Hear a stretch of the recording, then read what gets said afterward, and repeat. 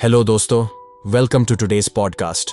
आज हम एक बहुत ही इंटरेस्टिंग टॉपिक कवर करने जा रहे हैं, कार्ल जुंग की philosophy, specially the idea of master your shadow, master your mind. ये टॉपिक थोड़ा फिलोसॉफिकल है, लेकिन टेंशन मत लो, हम इसको सिंपल तरीके से डिस्कस करेंगे। सो तैयार हो जाइए एक सेल्फ डिस्कवरी जर्नी के लिए। शैडो सेल्फ क्या है? कार्ल जुंग का ये कॉन्सेप्ट हमारी अपनी पर्सनैलिटी के एक हिडन साइड को डिस्क्राइब करता है। ऐसा माना जाता है कि अगर आप अपनी शैडो को समझ लोगे तो अपने माइंड को मास्टर कर लोगे। इस पॉडकास्ट में हम ये समझेंगे कि जुंग ने ऐसा क्यों बोला। Will also touch upon Jung के कोर आइडियाज जैसे unconscious mind, individuation, shadow integration, self, और थोड़ा कंपेयर करेंगे दूसरे ग्रेट थिंकर्स से लाइक सिगमुंड फ्रॉयड, युंग के mentor turn rival, Friedrich Nietzsche, philosopher जिन्होंने ह्यूमन नेचर के डार्क साइड पे बहुत सोचा, और कुछ मॉडर्न साइकोलॉजिस्ट्स। प्लस हम बात करेंगे रियल लाइफ एग्जाम्पल्स की, ऐसे सिचुएशंस या बिहेवियर जो आप अपनी लाइफ में देख सकते हो जिससे ये कॉन्सेप्ट्स क्लियर हों। सबसे पहले एक क्विक बैकग्राउंड कार्ल जुंग के बारे में, फिर सीधा डाइव करेंगे into the shadow self. Carl Gustav Jung का नाम आपने शायद सुना होगा, अगर नहीं नो प्रॉब्लम। जुंग एक स्विस साइकाइट्रिस्ट थे, बॉर्न लेट 19th सेंचुरी, और उन्होंने एनालिटिकल साइकोलॉजी की फाउंडेशन रखी। शुरुआत में जुंग सिगमुंड फ्रॉयड के क्लोज चेला थे। हाँ, वही फ्रॉयड जो साइको एनालिसिस के फादर माने जाते हैं। दोनों का इनिशियल दोस्ती और कोलैबोरेशन काफी स्ट्रांग था। इनफैक्ट फ्रॉयड ने जुंग को अपना वारिस माना एक समय, लेकिन 1903 के आसपास जुंग और फ्रॉयड के रास्ते अलग हो गए। क्यों? क्योंकि कुछ फंडामेंटल चीजों पे उनकी सोच मैच नहीं हुई। फ्रॉयड का फोकस ह्यूमन माइंड के सेक्सुअल और अग्रेसिव ड्राइव्स पे बहुत ज्यादा था, और वो मानते थे कि हमारा अनकॉन्शियस माइंड इन्हीं रिप्रेस्ड डिजायर से बना है। जुंग ने इससे अग्री नहीं किया। उनको फ्रॉयड की थियोरीज थोड़ी रिस्ट्रिक्टेड और नेगेटिव लगी। जुंग फेल्ट की ह्यूमन साइकी सिर्फ सेक्सुअल या एग्रेसिव अर्जेस का पिटारा नहीं है, बल्कि उसमें मिथोलॉजी, स्पिरिचुअलिटी और कलेक्टिव हिस्ट्री का भी बड़ा रोल है। इसीलिए जुंग ने कलेक्टिव अनकॉन्शियस का कॉन्सेप्ट दिया। ये आइडिया कि हम सबके अनकॉन्शियस माइंड में कुछ कॉमन इमेजेस और आर्किटाइप्स होते हैं जो ह्यूमैनिटी की शेयर्ड मेमोरी से आते हैं। फॉर एग्जाम्पल, मदर का एक आर्किटाइप या हीरो का आर्किटाइप जो हर कल्चर की स्टोरीज में मिलता है। जुंग बहुत इन्फ्लुएंस थे ईस्टर्न फिलॉसफीज से भी, और उन्होंने मिथोलॉजी, आर्ट, रिलीजन सब स्टडी किया अपने साइकोलॉजिकल थियोरीज को बनाने में। उनके कॉन्ट्रीब्यूशंस बहुत सारे हैं। इंट्रोवर्ट एक्सट्रोवर्ट टर्म्स भी जुंग से ही आए, और ड्रीम एनालिसिस को एक नया डिमेंशन दिया। बट हम यहां फोकस करेंगे उनके सबसे पॉपुलर और पावरफुल आइडियाज में से एक पर, शैडो सेल्फ। अब हम कोर टॉपिक पर आते हैं। शैडो सेल्फ एग्जैक्टली है क्या, और मास्टर योर शैडो का मतलब क्या है? शैडो नाम से ही लगता है अंधेरा, कोई डार्क चीज। जुंग के साइकोलॉजी में शैडो सेल्फ रिफर्स टू वो सारे एस्पेक्ट्स ऑफ योर पर्सनैलिटी जो आप कॉन्शियस माइंड से दूर रखते हो। ये वो ट्रेट्स, इंपल्सेस और फीलिंग्स हैं जो आप पसंद नहीं करते अपने अंदर, या जो आपके आइडियल सेल्फ के इमेज से मैच नहीं होते। सिंपलेस्ट टर्म्स में, shadow is the side of you that you and society often reject or hide. Jung ने लिखा है, everyone carries a shadow, and the less it is embodied in the individual's conscious life, the blacker and denser it is. मतलब हर इंसान के पास एक shadow है, और जितना कम हम उसको अपनी कॉन्शियस जिंदगी में मानेंगे, उतना ही वो और ज्यादा काला और कंडेंस्ड होता जाएगा। थिंक ऑफ इट लाइक, अगर आप अपने शैडो से अनजान हैं तो वो और पावरफुल होता जाएगा।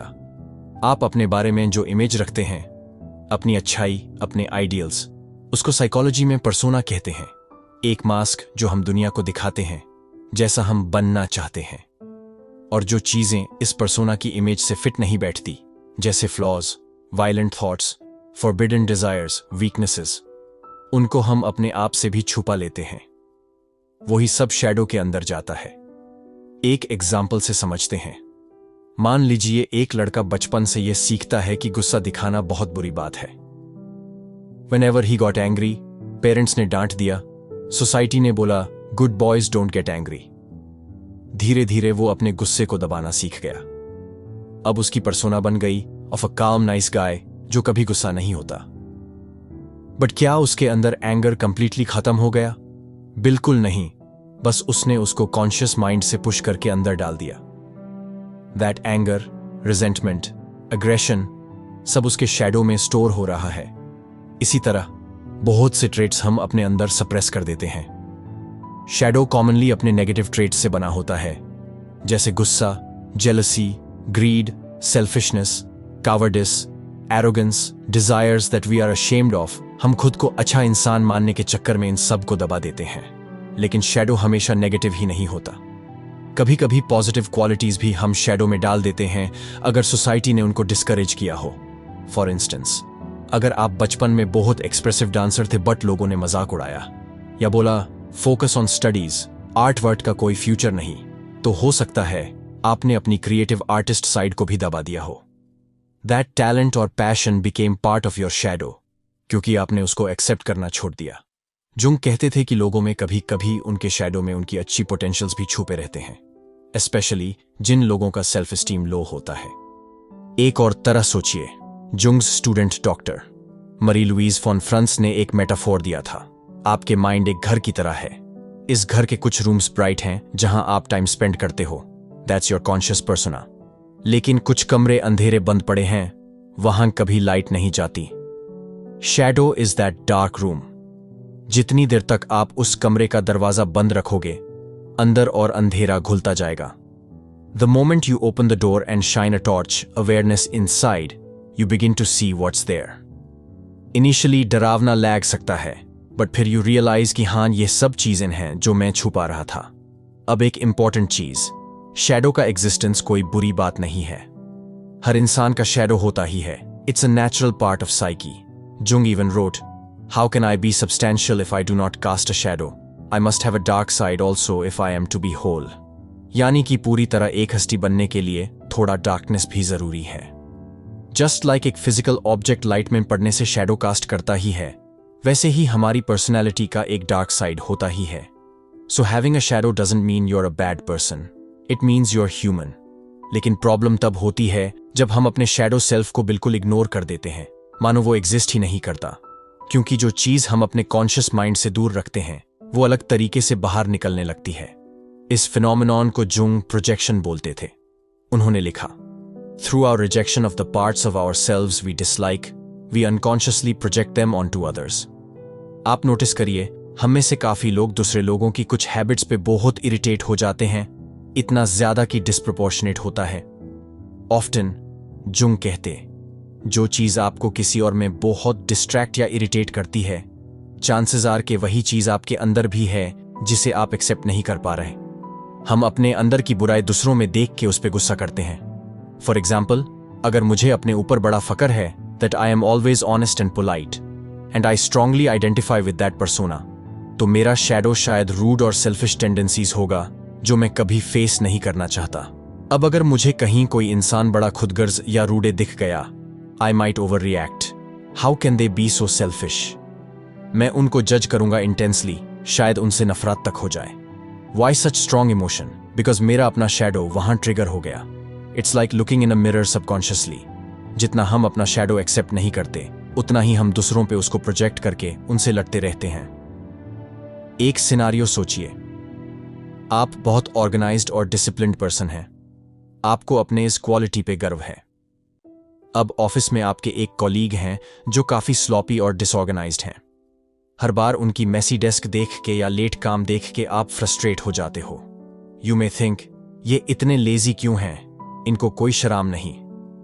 That extreme irritation might be because somewhere आपके अंदर भी एक लेजी और चिल्ड आउट साइड है जो कभी आपको आवाज देता है कि थोड़ा रिलैक्स करो, बट आप उसको दाबा देते हो क्योंकि आपकी आइडेंटिटी है, no, I am always efficient.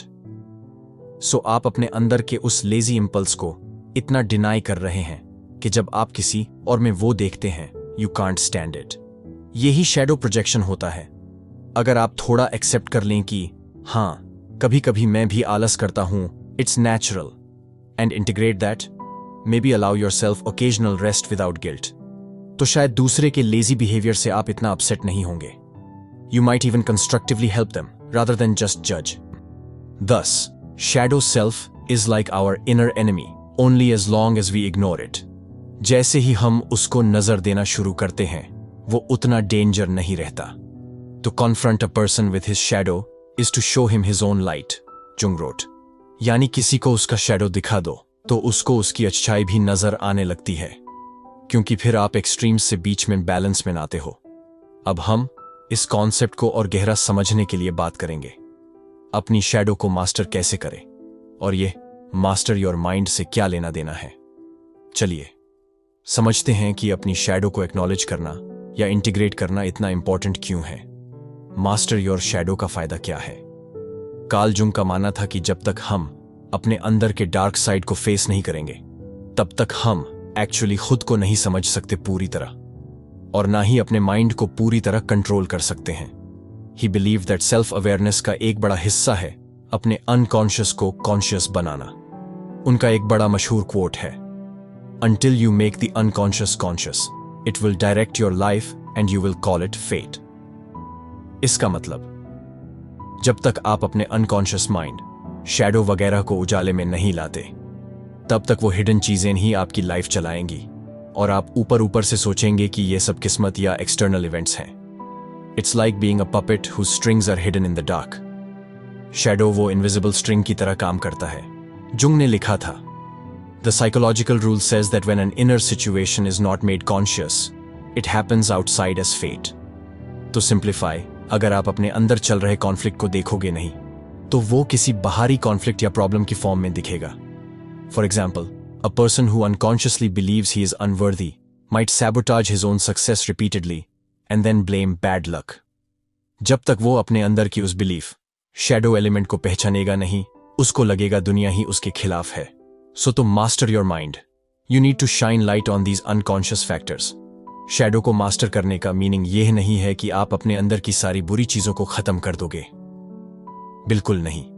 Shadow is not meant to be eliminated, it's meant to be integrated. Integrate करने का मतलब है उसको एक्सेप्ट करना, समझना और अपने ओवरऑल सेल्फ के अंडर उसकी जगह बनाना। जब आप ये करते हो तब आप अपने बिहेवियर और रिएक्शंस को बेटर कंट्रोल कर पाते हो instead of those hidden parts controlling you. Let's break down some benefits of confronting and integrating your shadow. Self-control and emotional balance. जब आप अपने shadow impulses से नादान हो, तब वो कभी भी ट्रिगर होकर एक्सप्लोजन कर सकते हैं। Think of a time जब आप बिना किसी obvious reason के बहुत ज्यादा irritate या upset हो गए। Maybe किसी ने एक छोटी सी बात बोली and you overreacted. Often, that's a sign कि कुछ unconscious emotion triggered. By acknowledging that yes, I have anger or yes, I can be jealous, you can catch yourself in the moment. आपको पता होगा कि ओके, मुझे क्यों इतना गुस्सा आ रहा है, बिकॉज ये मेरी अपनी इनसिक्योरिटी को हिट कर रहा है। फिर आप उस इमोशन को बेहतर हैंडल कर पाते हो। It's like knowing your inner demons by name, so they can't ambush you from behind. You become responsible instead of reactive. Less projection, better relationships. जैसे हमने डिस्कस किया, शैडो की वजह से हम दूसरों को गलत समझते हैं या अनफेयरली जज या हेट तक करने लगते हैं। जब आप अपने शैडो को रिकॉग्नाइज करोगे तो प्रोजेक्शन कम हो जाएगा। फॉर एग्जाम्पल, आपको रियलाइज होगा कि हाँ, मेरे अंदर भी थोड़ा ईगो है, इसलिए मैं उस ब्रैगिंग कोवर्कर से अपसेट हुआ। इस रियलाइजेशन के बाद शायद आप उतना हार्शली उस कॉलीग को जज ना करो। Maybe you'll even empathize कि शायद वो भी अपनी इनसिक्योरिटी की वजह से ब्रैग करता होगा। Knowing your own darkness is the best method for dealing with the darkness of others. Jung ने यह बात कही थी, अगर आप अपने फ्लॉज से वाकिफ हैं तो आप दूसरों के फ्लॉज से डील करने में ज्यादा महारत पाएंगे, विदाउट एंगर और बायस।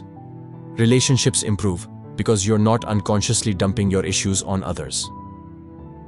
Authenticity and personal growth. Shadow को इंटीग्रेट करना अपने आप को कंप्लीटली एक्सेप्ट करने की तरफ एक बड़ा स्टेप है। It's about being truthful with yourself. Jung ने कहा था, The most terrifying thing is to accept oneself completely. सच में हम सबको अपने आप को पूरी तरह अच्छाई और बुराई के साथ एक्सेप्ट करना मुश्किल लगता है। थोड़ा डर लगता है कि कहीं हम अपनी नजरों में गिर ना जाए। But once you do that, आप एक सेंस ऑफ होलनेस फील करते हो। Instead of living as a fragmented self, जहां एक पार्ट बाज प्रिटेंड करता है कि सब परफेक्ट है, you live as a whole person जिसमें लाइट और डार्क दोनों है। इससे आपकी पर्सनल ग्रोथ एक्सेलरेट होती है। You become more creative and less fearful. आप अपने अंदर की एनर्जी जो पहले कॉन्फ्लिक्ट में वेस्ट हो रही थी, मुझे ये डिजायर है पर मैं खुद से भी छुपा रहा हूं, अब वो क्रिएटिव काम में या पॉजिटिव डायरेक्शन में यूज हो सकती है। Preventing shadow possession. अगर हम अपनी शैडो को बहुत ज्यादा दबाए रखें तो कभी कभी लाइफ में ऐसे मोमेंट्स आते हैं जैसे mid life crisis, extreme stress, trauma, जब पर्सोना टूट जाता है और शैडो एकदम से बाहर आ जाता है, uncontrolled. This can look like a usually काम person suddenly having a breakdown or an affair, or an overly nice person turning cruel in certain situations, जिसे doctor Jekyll and mister hide की कहानी में हुआ। डॉक्टर जेकिल एक respectable persona maintain करता था, अपने अंदर की इविल इंपल्सेस को पोशन की हेल्प से अलग करके मिस्टर हाइड की फॉर्म में निकालता था। एंड में क्या हुआ? हाइड स्ट्रांग होता गया and took over completely. Jung often cited Jekyll Hyde as an illustration. अगर आप अपने हाइड को पहचानोगे नहीं तो डेंजर है कि कभी वो कंट्रोल ले लेगा। तो शैडो को पहले ही थोड़ा एड्रेस करते रहना is like a safety valve. उसे पोजेशन या आपके ऊपर कब्जा होने का रिस्क कम हो जाता है। Access to hidden strengths, a surprising benefit. जैसा पहले मेंशन किया, यह है कि आपको अपने कुछ छुपे हुए पॉजिटिव पोटेंशियल्स भी वापस मिल सकते हैं। For example, someone who suppressed their emotional sensitivity, क्योंकि men shouldn't cry, etc., might rediscover that sensitivity and become a more caring friend or partner once they accept it. यही इंडिविजुएशन का part है जिसमें हम अपने शैडो एस्पेक्ट्स को भी अपने पर्सनालिटी के टूल किट में शामिल कर लेते हैं। In summary, mastering your shadow leads to mastering your mind in the sense that आपका पूरा माइंड, कॉन्शियस प्लस अनकॉन्शियस, अब आपकी अवेयरनेस में आने लगता है। You're not blindly driven by unseen forces. Instead, you are actively working with all parts of yourself. जैसे एक हॉर्स कैरेज एनालॉजी ले सकते हैं। सोचो आपका माइंड एक घोड़ा गाड़ी की तरह है। घोड़े रिप्रेजेंट करते हैं आपके वेरियस इमोशंस, इम्पल्सेस। अगर कुछ घोड़े अंधेरे में छुपे थे और अचानक से डर के भाग निकले, गाड़ी पलट सकती है। बट अगर आपने उन घोड़ों को पहले से ट्रेन किया, उनको पहचाना, उनकी लगाम अपने हाथ में ली, तो आपकी गाड़ी स्मूथली चल सकती है। ऑफ कोर्स, ये प्रोसेस इतना आसान नहीं है। It can be uncomfortable, even painful. Jung ने लिखा था, one does not become enlightened by imagining figures of light, but by making the darkness conscious. The latter procedure is disagreeable and therefore not popular. मतलब, सिर्फ positive सोचने से enlightenment नहीं मिलती। आपको अपने अंधकार को कॉन्शियस बनाना पड़ता है, जो कि आसान नहीं है और लोग इसलिए अवॉइड करते हैं। इट्स ट्रू, हम नेचुरली अपनी बुरी आदतें या गलत सोच देखना नहीं चाहते। It hurts the ego, but that's the road to real self mastery. थोड़ा डिस्कम्फर्ट अभी सहा, लेकिन लंबी अवधि में आप अपनी जिंदगी का स्टीयरिंग संभाल सकते हैं। अब तक हमने जुंग के शैडो कॉन्सेप्ट को डिटेल में समझा। अब थोड़ा साइड स्टेप करके देखते हैं कि दूसरे थिंकर्स ने क्या कहा है। सिगमुंड फ्रॉइड और फ्रीड्रिश नीत्शे के पर्सपेक्टिव से शैडो को कंपेयर करके देखते हैं और कुछ मॉडर्न थिंकर्स का जिक्र भी करेंगे। कार्ल जुंग और सिगमुंड फ्रॉइड का कंपैरिजन बहुत लोग करते हैं because they started together. Freud और जुंग दोनों ही मानते थे कि अनकॉन्शियस माइंड हमारे बिहेवियर में बहुत बड़ा रोल प्ले करता है, लेकिन उनका जो अनकॉन्शियस का कंटेंट है उसके बारे में नजरिया काफी अलग था। फ्रॉइड्स व्यू, फ्रॉइड के लिए unconscious was basically a storage of all things we've repressed, especially sexual desires, aggression and traumatic memories. उन्होंने माइंड का एक मॉडल दिया, id, ego, super ego. Id हमारे प्रिमिटिव इंपल्सेस का रिजर्वॉर है। ये बिल्कुल शैडो जैसा साउंड करता है इन सम वेज। इड के बारे में फ्रॉइड ने बोला, it is the dark inaccessible part of our personality, a chaos, a cauldron full of seething excitations. It को हम प्योर शैडो भी कह सकते हैं फ्रॉइडियन टर्म्स में, क्योंकि ये कॉन्शियस कंट्रोल से बाहर सिर्फ प्लेजर और इंस्टिंक्ट चाहता है। Super ego on the other hand is हमारा मॉरल वॉइस, सोसाइटी के रूल्स जो हम अंदर ले आते हैं, और ईगो बीच का मीडिएटर जो रियल वर्ल्ड के हिसाब से बैलेंस बनाने की कोशिश करता है। तो फ्रॉइड कहते थे कि healthy personality is about keeping id impulses in check via ego and super ego.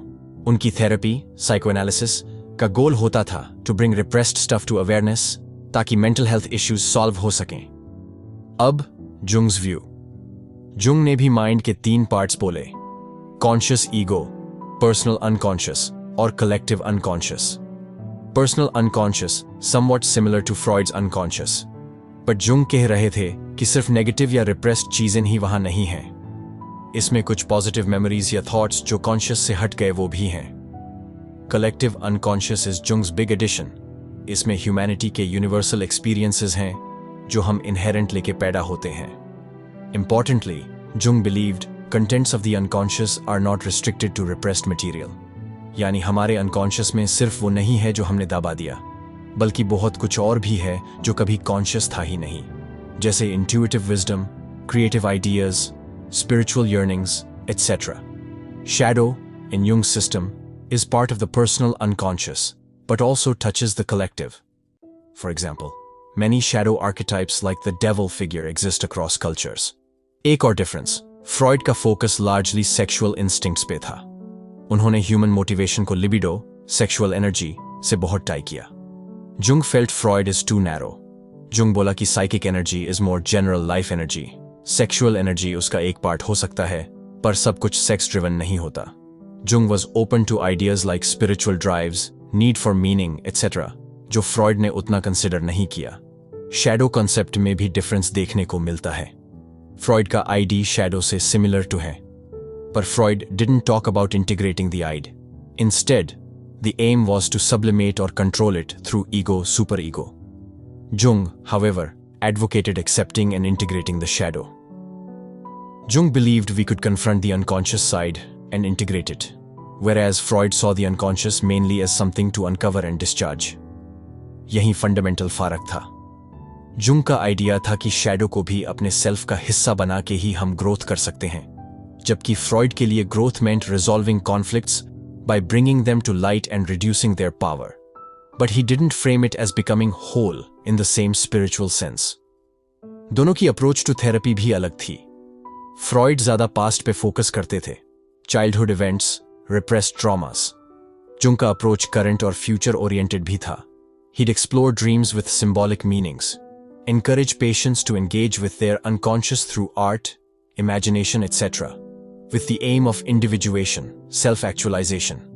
In short, Freud ने ह्यूमन साइकी को एक बैटलफील्ड की तरह देखा जहां id versus super ego fight चलती है और mental health means managing that war. Jung ने साइकी को एक जर्नी की तरह देखा, a journey to unite all parts of one self, जिसमें कॉन्फ्लिक्ट्स को ट्रांसफॉर्म करके हार्मनी बनाना गोल है। To use an analogy, Freud gave us the diagnosis of what's hidden and causing problems. Jung gave us a path to grow by embracing even what's hidden. They complement each other in some way. But Jung's view is broader. Shadow concept को लेके हम कह सकते हैं कि Freud ने शायद shadow को इतना सेपरेट कॉन्सेप्ट की तरह नाम नहीं दिया, पर उनका जो डार्क अनकॉन्शियस है उसका एम्फेसिस ह्यूमन बिहेवियर समझने में बहुत इंपॉर्टेंट कंट्रीब्यूशन था। इनफैक्ट जुंग ने खुद कहा था, the result of the Freudian method of elucidation is a minute elaboration of man's shadow side unexampled in any previous age. यानी फ्रॉइड ने इंसान के शैडो साइड को डिटेल में एक्सप्लोर करने का काम किया जितना पहले कभी नहीं हुआ था। तो Jung also acknowledged Freud's work, basically mapped out our hidden dark side in depth. बस अंतर ये था कि Jung wanted to go beyond just mapping it. He wanted to transform it. अब एक नजर डालते हैं नीचे पे, एक फिलोसोफर जिनकी बातें सुन के आपको लगेगा कि कुछ पॉइंट्स पे जुंग से कितनी मिलती हैं और कुछ पे डिफर करती हैं, especially regarding अपने अंदर का डार्कनेस। फ्रीडरिच नीत्शे, 19वीं सेंचुरी जर्मन फिलोसोफर का नाम आपने सुना होगा। वो बहुत बोल्ड और प्रोवोकेटिव आइडियाज के लिए मशहूर हैं। नीत्शे साइकोलॉजिस्ट तो नहीं थे, बट उन्होंने ह्यूमन साइकी और मोरालिटी के बारे में काफी डीपली लिखा, and his ideas actually influenced many thinkers including Jung. जब हम शैडो और अपने डार्क साइड की बात करते हैं, नीत्शे की कुछ लाइंस बहुत रेलेवेंट हैं। एक फेमस नीत्शे क्वोट है, one must have chaos in oneself to give birth to a dancing star. इसका मतलब रफली ये है कि अगर आप अपने अंदर थोड़ी हलचल नहीं रखते तो आप कोई बहुत क्रिएटिव या ब्रिलियंट चीज प्रोड्यूस नहीं कर सकते। Basically our creative force comes from some inner chaos और डार्क एनर्जी। यह जुंग के आइडिया से रेजोनेट करता है कि सिर्फ ऑर्डरली पर्सोना होने से आप पूरा पोटेंशियल नहीं निकाल पाओगे। थोड़ी सी वाइल्डनेस, शैडो का रस भी जरूरी है for a vibrant life. Nietzsche ने यह भी ऑब्जर्व किया कि सोसाइटी में बहुत लोग जो खुद को बहुत अच्छा, बहुत मोरल समझते हैं, उनमें से कई लोग शायद अपॉर्चुनिटी न मिलने की वजह से अच्छा बिहेव कर रहे होते हैं, न कि उनकी खुद की स्ट्रेंथ से। ही प्रोवोकेटिवली सेड समथिंग लाइक, बहुत बार जो लोग अपने आप को गुड समझते हैं वो असल में कायर होते हैं जिनमें बुरा काम करने की कैपेबिलिटी ही नहीं। इसलिए वो बुरा नहीं करते, न कि इसलिए कि वो चॉइस से अच्छे हैं। In other words, cowardice is often mistaken for morality. ये सुनने में कठोर लगता है, पर सोचिए, अगर कोई इंसान फिजिकली फाइट ही नहीं कर सकता तो वो ये कह सकता है, I am peaceful because I never fight. पर असल में शायद वो पीस से ज्यादा वीकनेस है। नीचे कहते थे सच्ची अच्छाई टैब है जब आप गलत कर सकते हो। आपके अंदर शक्ति है डिस्ट्रक्टिव बनने की, पर फिर आप डिसाइड करते हो उसको कंट्रोल में रखना for a higher purpose. This sounds a lot like Jung's concept that a fully integrated person has an edge, the capacity to be dangerous but chooses not to be. Jung ने कहा था, assimilation of the shadow gives a man body, so to speak, meaning जब आप अपना shadow absorb कर लेते हो तो आपकी personality में एक solidness आ जाती है, a gravity और substance आ जाती है। हम उन लोगों की इज्जत करते हैं जिनको देख के लगता है ये बहुत काइंड है, पर अगर बाउंड्री क्रॉस करी तो ये छोड़ेंगे नहीं। That's often because they have their shadow in line. उनका अंदर का एग्रेशन या पावर उनके कंट्रोल में है, डिनाई नहीं किया हुआ। एक और बड़ी फेमस लाइन नीचे की है, वार्निंग की फॉर्म में। Whoever fights monsters should see to it that in the process he does not become a monster. And if you gaze long enough into an abyss, the abyss will gaze back into you. बहुत ही powerful imagery है। इसका अर्थ, अगर आप बहुत देर तक monsters, evil, darkness से लड़ते रहोगे तो ध्यान रखो कहीं आप खुद मॉन्स्टर ना बन जाओ। और अगर आप गहरी खाई, Abish symbol for darkness void, में लंबे समय तक झंकोगे तो वो अंधेरा भी आपको घुरने लगेगा, खुद को आप में उतारने की कोशिश करेगा। In context of our discussion, Nietzsche warns about the danger of delving too deep into darkness, यानी सिर्फ शैडो को एक्सप्लोर करने में इतना न खो जाओ कि वही डार्कनेस तुम्हें कंज्यूम कर ले। अगर हम जुंग वर्सेस नीचे को सम अप करें, जुंग एम्फसाइज करते हैं अपने शैडो को एक्सप्लोर और एक्सेप्ट करने पे, ताकि हम होल बने। नीचे अग्री करते हैं कि अपना डार्क साइड जानना जरूरी है ताकि हम वीक ना रहें, जो बस मजबूरी में अच्छे हैं। हावेवर, नीचे की ये वार्निंग भी है कि प्रोसेस में संभाल के, क्योंकि अगर बैलेंस लूज किया तो आप उसी डार्कनेस के शिकार हो सकते हैं जिसको समझने चले थे। जुंग का अप्रोच एक्चुअली बैलेंस की तरफ ही था। उन्होंने कभी ये नहीं कहा कि बस अंधेरों में खो जाओ। In fact, Jungian psychology often stresses moderation and support in doing shadow work. Jung ने पेशेंट्स को गाइड करने के लिए मेथड्स लाइक एक्टिव इमेजिनेशन दिए, जहां आप धीरे धीरे अपने अनकॉन्शियस इमेजरी को एक्सप्लोर करते हैं, बट फिर उसको इंटरप्रेट करके इंटीग्रेट करते हैं बिना उसमें डूब जाए। Modern psychologists also echo this. अगर आप अपने रिप्रेस्ड इमोशंस को बाहर ला रहे हो तो एक सेफ एनवायरनमेंट और थोड़ा थोड़ा करके ही करना चाहिए। Psychologist Jordan Peterson, who is heavily influenced by Jung, often advises, become a monster, then learn to control it. By monster, he basically means develop your capacity for toughness or aggression, your shadow power. फिर उसको civilized values के under control में रखो। He also says, exposure to the things you fear or don't want to look at, if done voluntarily, is curative. यानी अगर आप खुद से अपने डार्कनेस को थोड़ा थोड़ा झेलना सीखोगे तो आप उसके इम्यून बन जाओगे।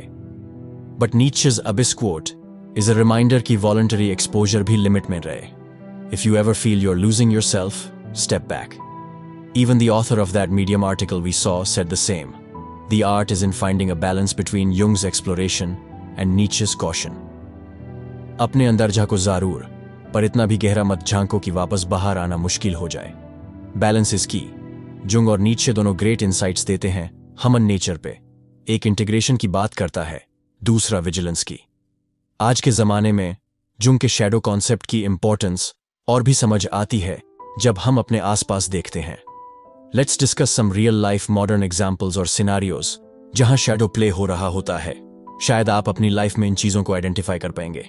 Work place example, the overly nice boss. मान लीजिए एक टीम मैनेजर है, बहुत ही प्लेजेंट, हमेशा प्रेज करने वाला, कॉन्फ्लिक्ट अवॉइडेंट। उनकी एक स्ट्रॉन्ग आइडेंटिटी है as a good likeable leader. अब उनकी शैडो हो सकती है एंगर या टफ असर्टिवनेस, जिसको उन्होंने कभी यूज ही नहीं किया, क्योंकि उन्हें लगता है स्ट्रिक्ट होना या गुस्सा करना will make them bad person. What can happen? Initially सब अच्छा लगता है, बट इमेजिन एक दिन प्रोजेक्ट डेडलाइंस मिस हो रहे हैं, एक दो एम्प्लॉयज उनकी सॉफ्टनेस का फायदा उठा रहे हैं, दबाव बिल्ड होता है बिकॉज बॉस ने अपने एंगर को कभी चैनलाइज करना नहीं सीखा। एक दिन वो इतना फ्रस्ट्रेट होंगे कि they explode in a meeting, shouting और saying harsh things out of character. बाद में उन्हें खुद शर्मिंदगी होगी या गिल्ट होगा। ये शैडो ने कब्जा जमा लिया मोमेंटरली।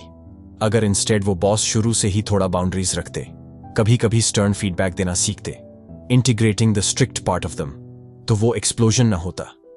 इस एग्जाम्पल से हम सब सीख सकते हैं, if you always wear a smile and swallow your anger, that anger doesn't disappear, it gathers in the shadow until it bursts. Mastering your shadow would mean recognizing your anger promptly and dealing with it in a healthy way, maybe by calmly but firmly addressing issues before they pile up. Relationship example: jealousy and insecurity. कहते हैं ना, insecurity में often दूसरे पे इल्जाम लगाते हैं। Suppose a person in a romantic relationship has a shadow element of insecurity. उनको डर है, I am not good enough, but वो कभी इसको मानेंगे नहीं consciously. Instead, they have a persona of being very confident.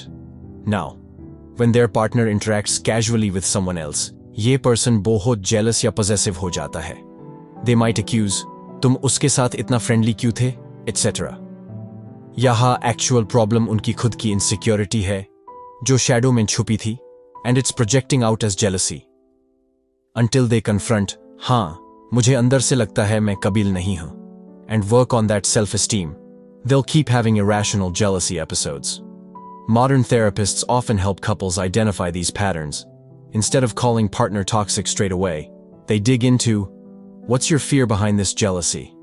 That's shadow work in relationships. Social media persona versus shadow, ये तो हम सब relate कर सकते हैं। On Instagram, Facebook, हम सब अपनी best side दिखाते हैं, happiest moments, pretty pictures, achievements. ये somewhere हम सब की collective persona है, एक curated identity. But उसके पीछे हर किसी की life में struggles, lows, flaws होते हैं जो दिखाए नहीं जाते, shadow aspects of social media life. कभी आप notice करो, जो लोग बाहर से social media पे बहुत ही संस्कारी और perfect family image दिखाते हैं, उनकी real life scandals भी सुनने को मिल जाती हैं, क्योंकि शायद कुछ ना कुछ रिप्रेस किया हुआ था जो बर्स्ट आउट एज से एन अफेयर और अ ब्रेकडाउन। एक एक्सट्रीम एग्जाम्पल जो हम न्यूज में देखते हैं, जब कोई पब्लिक फिगर जो बहुत वर्च्यू सिग्नल करता था, like projecting an image of being extremely righteous, is suddenly caught in an ugly scandal of racism और हैरेसमेंट। Everyone is shocked. इतने अच्छे इंसान ऐसा कैसे कर सकते? But Jung would nod and say, shadow का खेल। समटाइम्स इंडिविजुअल्स और इवन सोसाइटीज जो अपने आप को प्योर गुड मानते हैं, वो अपना पूरा ईविल दूसरों पे प्रोजेक्ट कर देते हैं। हिस्ट्री में भी ऐसा होता रहा। एक कम्युनिटी बोलती है हम तो पाक साफ हैं और दूसरी कम्युनिटी ही शैतान है, and then justify doing atrocities. Jung ने कलेक्टिव शैडो की बात की थी। जब हम ग्रुप्स में अपनी बुराई डिनाई करते हैं तो वो और स्केल पे वायलेंट तरीके से बाहर आ सकती है। इसलिए सेल्फ अवेयरनेस इंडिविजुअल लेवल पे ही नहीं, कलेक्टिव लेवल पे भी जरूरी है। Modern shadow work practices.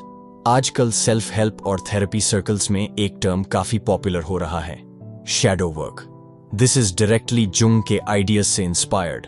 There are workshops, journals and exercises लॉग करते हैं to intentionally face their shadow. For example, एक एक्सरसाइज जो साइकोलॉजिस्ट्स रिकमेंड करते हैं, लिखो अपनी 5 अच्छी क्वालिटीज जिनके लिए आपको लोग तारीफ करते हैं या आप अपने आप को देते हो, kind, hardworking, creative, humble, etcetera. फिर उन सब की ऑपोजिट्स लिखो, unkind, cruel, lazy, unimaginative, proud, etcetera. अब सोचो हर ऑपोजिट ट्रेट का थोड़ा बहुत अंश हमें कब दिखा, या imagine a person who embodies those negative qualities जो आपको बिल्कुल पसंद नहीं। This reflection can give clues about your shadow. जैसे अगर मैंने लिखा आई एम वेरी जेनरस, उसका ऑपोजिट सेल्फिश। अब मैं सोचूं, क्या मैं कभी सेल्फिश हुआ हूं? इनिशियली ईगो बोलेगा, नहीं नहीं मैं तो कभी सेल्फिश नहीं। But if you dig, you might recall instances जहां आपने अपने इंटरेस्ट के लिए किसी और को हर्ट किया हो या गिव अप एटीट्यूड लिया हो, और maybe you secretly feel guilt about some selfish decision. Point is to catch hold of that and acknowledge it. Therapists also use methods like mindfulness meditation for shadow work. Ronald Siegel, a psychologist, ने लिखा है, mindfulness practice में जब आप quietly बैठते हो, हर तरह के positive negative thoughts feelings arise होते हैं और आप उनको बिना जज किए ऑब्जर्व करने की कोशिश करते हो। धीरे धीरे ये प्रैक्टिस से आप देखते हो कि मेरे अंदर गुस्सा, ग्रीड, लस्ट, फियर सब आते हैं और वैसे ही लव, जेनरोसिटी भी आते हैं। मैं इन सब का मेल हूं। उस ऑब्जर्वेशन से आप एक स्टेप पीछे होके अपने आप को पूरा देख पाते हो। Result? You stop over identifying with only your good side and rejecting the bad side. आपको पता चलता है कि हर इंसान के अंदर सेम स्पेक्ट्रम है, हम अलग नहीं।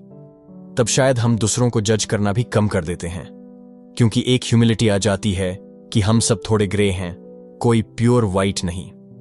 As that article nicely put it, we see why people in glass houses shouldn't throw stones.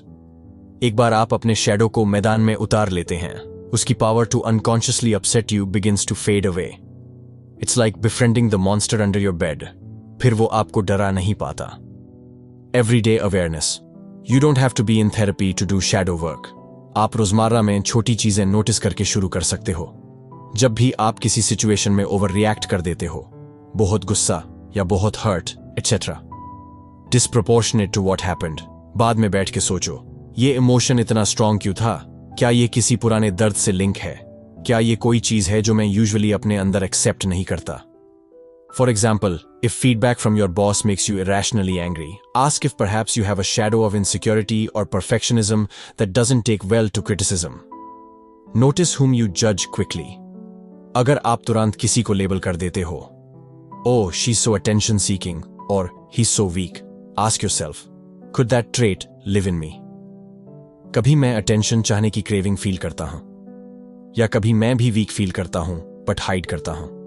This self-questioning is uncomfortable but very enlightening. Pay attention to your dreams. Jung believed shadows often appear in our dreams as figures, maybe as a same-sex person who is shady or threatening, etc. Dreams in symbolic form हमें hint देते हैं किन चीजों को हम ignore कर रहे। So writing down dreams and reflecting, even with a therapist, is another way.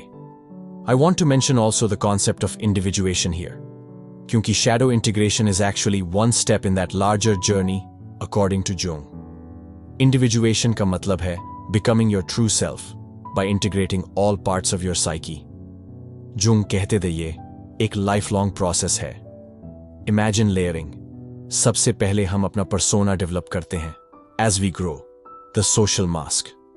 फिर somewhere in adult life, often a crisis or deep reflection breaks us out of that mask. And हम confront होते हैं अपने shadow से। This is like stage 1 of individuation.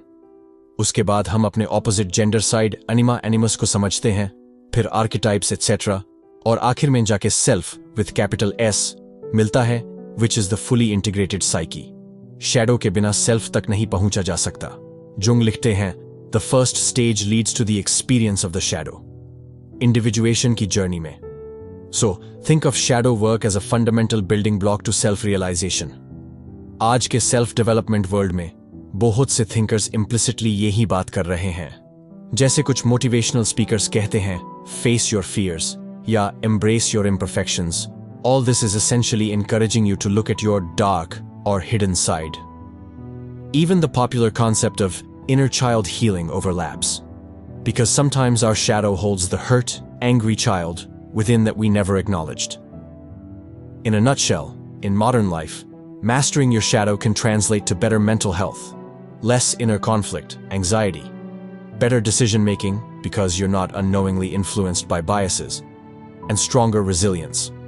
When you know ki, haan mere andar ye kamzor side hai, you can plan around it or improve it, rather than pretend it's not there and have it trip you up. I want to clarify. Mastering your shadow doesn't mean अब आपको कभी गुस्सा आएगा ही नहीं या आप एकदम perfect बन जाएंगे. It means you'll recognize, yes, I have a capacity for anger, but it doesn't have to control me. In fact, you might channel that anger to stand up against injustice, for example, rather than letting it make you abusive. You might realize, yes, I can be selfish, and then you catch yourself and balance it with generosity. It makes you more mindful and in charge of your life. Before we close, एक और Jung का coat याद आ रहा है जो इस context में fit बैठता है। Knowing your own darkness is the best method for dealing with the darknesses of other people. यानी पहले अपने अंधकार को जानो, फिर दूसरों के अंधकार से निपटना आसान हो जाएगा। इमेजिन अगर ज्यादा से ज्यादा लोग ऐसा कर पाए तो शायद दुनिया में कॉन्फ्लिक्ट्स थोड़े कम हो, क्योंकि हम दूसरों को विलन बनाने से पहले सोचेंगे हम खुद कितने दूध के धूले हैं। तो दोस्तों, आज के एपिसोड का यही मैसेज है, अपने आप से भागो मत, अपने आप को पूरा एक्सेप्ट करो, चाहे वो अच्छाई की तरफ हो या बुराई। शैडो को अपना दुश्मन नहीं, अपना एक टीचर समझो। It's showing you the areas you need to work on और हील। जैसे ही आप उससे दोस्ती कर लोगे और एटलीस्ट सीज फायर कर लोगे, you'll find a new level of mental peace and strength. Hopefully इस डिस्कशन ने आपको सोचने पे मजबूर किया होगा about your own hidden self. आप जब ये सुन के खत्म करेंगे, maybe spend a few quiet minutes to reflect. मेरे अंदर की शैडो क्या है? क्या चीज मुझे दूसरों में सबसे ज्यादा इरिटेट करती है? क्या मैं कभी कभी अपने ही एक्शन से हैरान हो जाता हूं? Those might give clues to your shadow. And remember, it's okay. We all have our shadows. As we often hear in self-help, the first step to change is awareness. बस वही awareness यहाँ गोल है. Master your shadow and you truly begin to master your mind. Thank you for listening. अगर आपको ये podcast पसंद आया तो अपने फ्रेंड्स के साथ शेयर करें, क्या पता उनकी भी अपने आप से मुलाकात हो जाए। Until next time, अपना ख्याल रखें and keep looking inside. Music नहीं बजेगा, लेकिन आप चाहे तो खुद अपने मन में विक्ट्री म्यूजिक फील कर सकते हैं, क्योंकि self understanding is a win. Stay tuned, stay self aware. Thank you.